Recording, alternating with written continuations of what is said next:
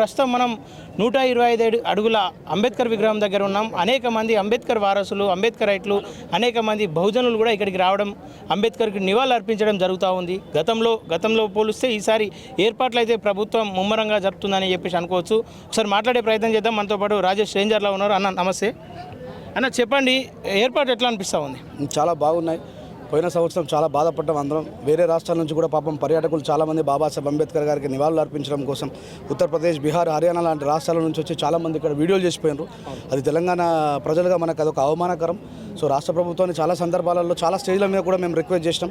గౌరవ ముఖ్యమంత్రి గారు దయచేసి మీకు తెలంగాణ టీఆర్ఎస్ పార్టీకి ఏమైనా విభేదాలు ఉంటే మీరు చూసుకోరు, కానీ ఆ కోపం బాబాసాహెబ్ అంబేద్కర్ గారి మీద చూపించొద్దని చెప్పేసి సో నేను బైర్ నరేష్ గారు చాలామంది చాలా సందర్భాల్లో డిమాండ్ చేయడం జరిగింది. రాష్ట్ర ప్రభుత్వం దానికి సానుకూలంగా స్పందించి, ఎందుకంటే ప్రపంచంలో ఎక్కడ లేనటువంటి గొప్ప విగ్రహం మన తెలంగాణలో ఉండడం, తెలుగు రాష్ట్రాలలో ఉండడం, అది మనందరికీ గర్వకారణం అనేటువంటి విషయాన్ని మేము డిమాండ్ చేయడం, రాష్ట్ర ప్రభుత్వం ఆ రిక్వెస్ట్ని ఆలోచించి ఇంత అద్భుతమైనటువంటి ఏర్పాట్లు చేసింది. ఈ ఏర్పాట్లు కేవలం ఒకటే రోజు కాకుండా సంవత్సరం మొత్తం కూడా ఉండాలని పర్యాటకులకి, మరి ప్రపంచంలో ఎక్కడ లేనటువంటి విగ్రహం మన తెలంగాణలో ఉండడం, మన హైదరాబాద్ ప్రాంతంలో ఉండడం మనందరికీ గర్వకారణం అని చెప్పి రాష్ట్ర ప్రభుత్వానికి వినతి చేస్తూ మరొకసారి గౌరవ ముఖ్యమంత్రి రేవంత్ రెడ్డి గారికి శుభాకాంక్షలు, శుభాభివందనాలు తెలియజేస్తూ థ్యాంక్స్ కూడా తెలియజేస్తాం. ఓకేనా, ఈ జయంతులు వర్ధంతులకు తప్ప అంబేద్కర్ రైట్లం అని చెప్పి చెప్తున్న వాళ్ళు సమాజంలో మార్పు కోసం ఎక్కడా పనిచేస్తలేరని చెప్పేసి అనేక సందర్భాల్లో కనిపిస్తూ ఉంది. వాస్తవమే అంటారా?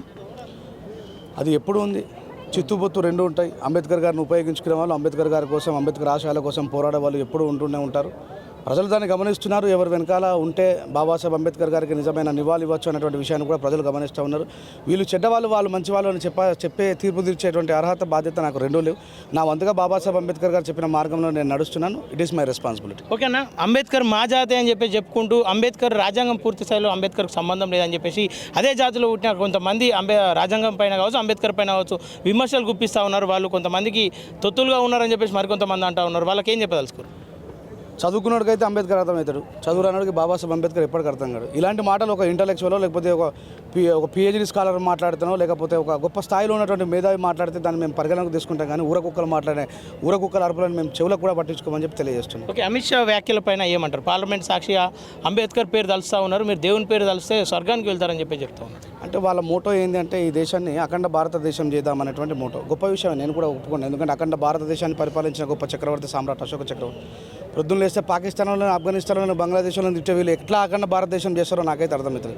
అంటే ప్రేమించడం ద్వారా, పాకిస్తాన్లో ప్రేమిస్తే వాళ్ళు మనోలే కదా, అక్కడ హిందువులు ఉన్నారు, ముస్లింలు ఉన్నారు, క్రైస్తవులు అందరూ ఉన్నారు.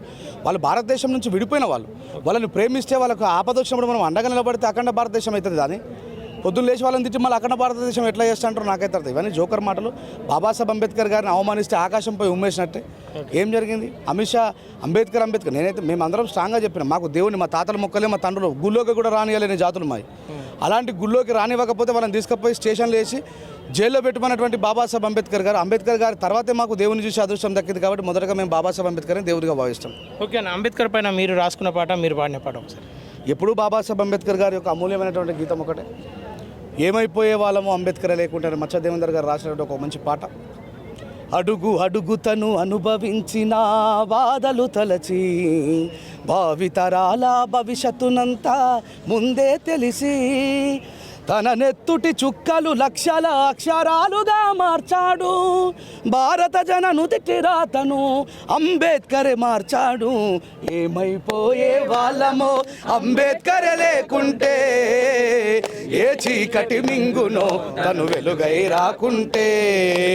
ఏమైపోయే వాళ్ళమో అంబేద్కర్ లేకుంటే, ఏ చీకటి మింగునో తను వెలుగై రాకుంటే. తరాల మనస్థితి గతులు మారక తల్లడిల్లు కథ సకల జనం, తరాల మనస్థితి గతులు మారక తల్లడిల్లు కథ సకల జనం.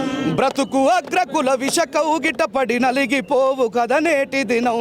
ఏమైపోయే వాళ్ళమో అంబేద్కర్ లేకుంటే, ఏ చీకటి మింగునో తన వెలుగై రాకుంటే. Thank you very much. Telugu రాష్ట్ర ప్రజలందరికీ, భారతీయులందరికీ కూడా బాబాసాహెబ్ అంబేద్కర్ గారి జయంతోత్సవ శుభాకాంక్షలు.